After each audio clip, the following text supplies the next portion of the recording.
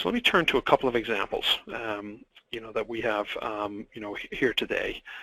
So the first one is, the first example of a smart partitioning example from Analytic Devices is our BLIP platform. BLIP stands for Blackfin Low Power Imaging Platform, and the Blackfin is one of our DSP families. The BLIP platform is designed for remote occupancy sensing applications. It uses edge-based video analytics to detect the presence and behavior of humans or vehicles in the scene. We use several ADI and third-party components with local algorithms to create a system that only transmits the occupancy information. This requires very little communications bandwidth. As streaming video can be very bandwidth intensive and requires typically links over Wi-Fi or potentially 4G networks. If you just have to send the occupancy information, this can be represented in a matter of bytes or tens of bytes. Okay, so basically it really cuts down the amount of communications bandwidth needed, and coupled with low power performance of the processor, it can yield a very low power system overall. Which in certain scenarios can run off harvested energy. Over time, also, algorithms can be running on the node can be upgraded and improved. So in this example here, we're showing on the two images on the right-hand side, you can see you've got a car that's tagged moving into an area of interest, and then a pedestrian that can be tagged moving into an area of interest. So an application where this could be used is that if you're monitoring pedestrian-only zones and a car shows up, you can generate an alert. Other examples, are parking monitoring. This could even be used in machine applications as well, looking to identify potentially unsafe or alert conditions within a factory. And this sort of example of a smart node significantly reduces the amount of data being transmitted and only sends the information that is really valuable to the customer, an end user. The insights are generated locally and can be acted upon with minimal delay. This system initially targets human and vehicle occupancy, but can be expanded, as I mentioned, into industrial automation applications where real-time local feedback is critical.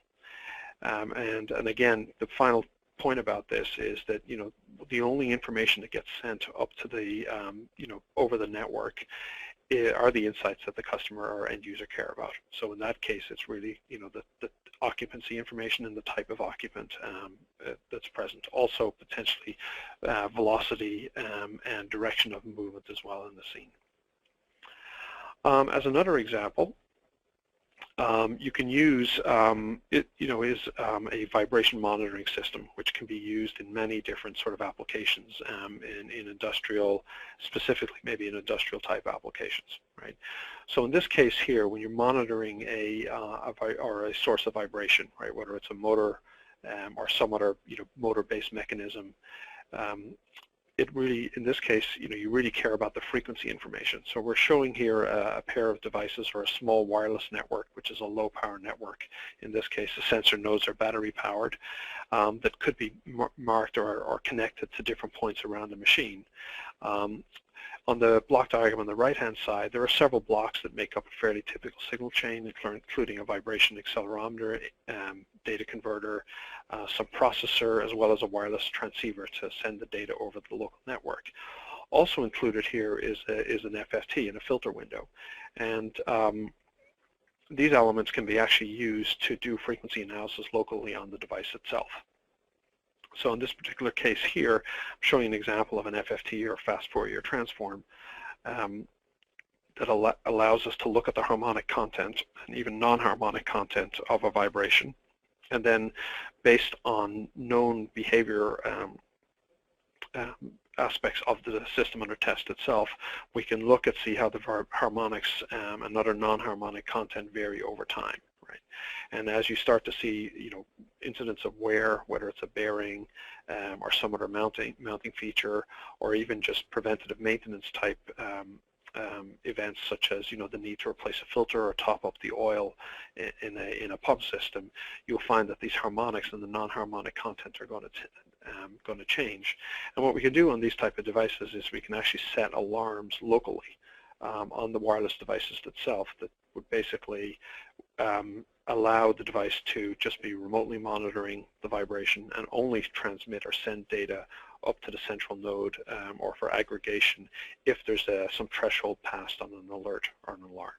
And in this way, we can massively cut down the amount of information that has actually been, been sent over the network itself. So some examples here of some just different techniques that we've employed as we've sought to build smarter nodes ourselves. So maybe just I'll summarize at this point before moving on to talking about the customer enablement of this. So realizing the promise of IoT economic benefits will require solutions that can close value loops to efficiently modify system behavior. Okay. The automation of the data, information, knowledge, wisdom, or DIKW processes is a key to understanding how to efficiently modify behavior and enable these value loops. Conventional wisdom today would suggest that processing in IoT systems should be done in the cloud, but moving processing to the edge enables smarter sensors and information extraction closer to the source. And all of these systems must provide actionable insights to customers. And now we're really going to turn to how we can provide these and enable customers to get access to these insights.